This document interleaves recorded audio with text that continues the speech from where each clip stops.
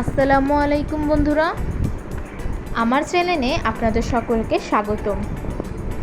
আজ আমি বানিয়েছি ডোরেমনের ডোরা কেক। আপনারা এরকম ডোরা কেক বানিয়ে পরিবারের সকলকে খাওয়াতে পারেন। সবাইকে শুভেচ্ছা জানিয়ে শুরু করছি আমার আজকের এই রেসিপি। আশা করছি আপনাদের সকলের ভালো লাগবে। এই রেসিপির জন্য আমি একটা বাটিতে নিয়ে নিচ্ছি 1 কাপ চিনি। এখানে চিনির পরিমাণটা আপনারা আপনাদের মিষ্টি যে পরিমাণ খান সেই অনুযায়ী দেবেন। এরপর এর মধ্যে দিয়ে দিচ্ছি 4টা ডিম। এখন চিনির সাথে ডিমটাকে মিক্সড করে নেব। একটু সময় নিয়ে মিক্সড করতে হবে।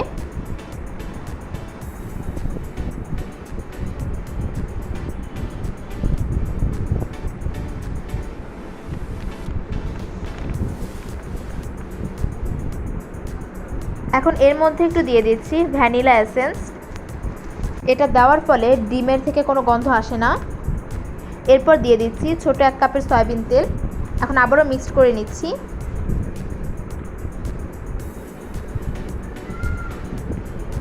এখন এর মধ্যে দিয়ে দিচ্ছি 2 কাপ ময়দা।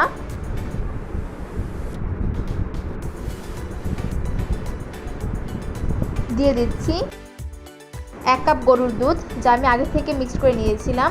দিয়ে দিচ্ছি 1 চা চামচ বেকিং পাউডার এবং স্বাদমতো লবণ।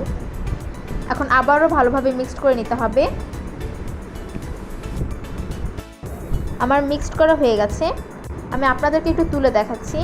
কেকের ব্যাটারটা বেশি ঘন বা পাতলা হবে না। এখন এখান থেকে কিছু পরিমাণ ব্যাটার আমি আরেকটা বাটিতে তুলে নিচ্ছি।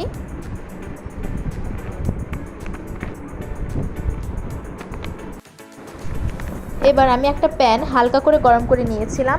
এখন এর মধ্যে কিছুটা ব্যাটার দিয়ে দেব। অল্প আছে কেকটা বানাতে হবে। আমার এক পিঠ ভাজা হয়ে গেছে। এখন আমি অন্য পিঠটা ভেজে নেব। দেখুন বন্ধুরা, কি সুন্দর কালার এসেছে।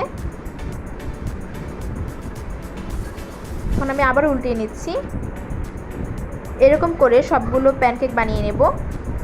আমার ভ্যানিলা প্যানকেক বানানো হয়ে গেছে। এখন চকলেট কেক বানানোর জন্য বাকি ব্যাটারটাতে আমি এখানে কোকো পাউডার দিয়ে দেব। কোকো পাউডারটাকে ছেঁকে নিতে হবে, না হলে এর দানাদার অংশগুলো থেকে যাবে।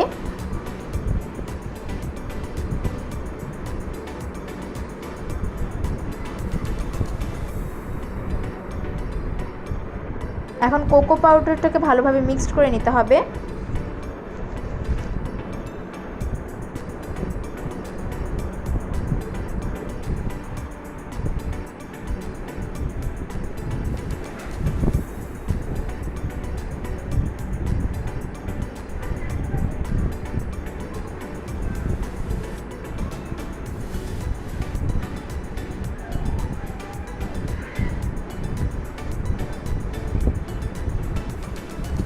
মিক্সড করা হয়ে গেছে।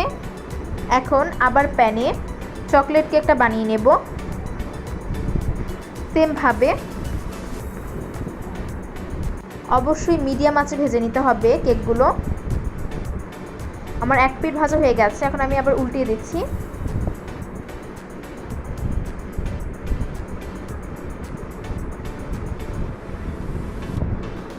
আবারও উল্টিয়ে দিচ্ছি। এরকমভাবে আবারও সব চকলেট কেকগুলো বানিয়ে নেব। বন্ধুরা, আমার সব চকলেট কেকগুলো বানানো হয়ে গেছে। এখন আমি একটা প্যানকেকের উপরে চকলেট দিয়ে দেব।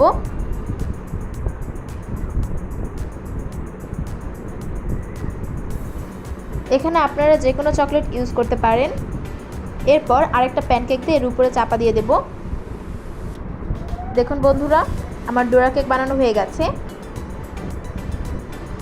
বন্ধুরা, আমার রেসিপি যদি আপনাদের ভালো লাগে তাহলে লাইক, কমেন্ট, শেয়ার করতে ভুলবেন না এবং এরকম আরও রেসিপি পেতে আমার চ্যানেলটা সাবস্ক্রাইব করে আমার পাশে থাকবেন। সবাইকে ধন্যবাদ।